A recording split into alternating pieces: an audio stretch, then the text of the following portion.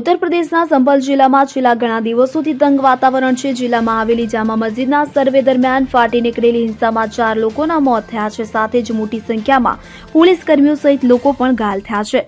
વિરોધ પક્ષો આ હિંસા માટે પોલીસ પ્રશાસનને જવાબદાર ઠેરાવી રહ્યા છે. આ સાથે જ સમાજવાદી પાર્ટીના વડા અખિલેશ યાદવ પણ એક્શનમાં છે. અખિલેશ યાદવની સૂચના બાદ સમાજવાદી પાર્ટીનું પ્રતિનિધિ મંડળ આજે સંભલ જશે અને ત્યાં થયેલી હિંસાની માહિતી એકઠી કરશે અને રાષ્ટ્રીય અધ્યક્ષને રિપોર્ટ સોંપશે. જો કે સમાજવાદી પાર્ટીના પ્રતિનિધિ મંડળને પોલીસની પરવાનગી મળી ન હોવાની માહિતી પણ સામે આવી છે. નેતાઓને સંભલની હદમાં રોકવામાં આવશે. હિંસા અંગે માહિતી મેળવવા માટે સંભલ જનાર સમાજવાદી પાર્ટીના પ્રતિનિધિ મંડળમાં કુલ 12 નેતાઓના નામ છે. આ નેતાઓમાં વિધાનસભામાં વિપક્ષના નેતા માતા પ્રસાદ પાંડે સહિત ઘણા સાંસદો પણ સામેલ છે. Bureau report CN24 news. હવે જુઓ દેશ દુનિયાની તમામ ખબરો તમારી આંગળીના ટેરવે.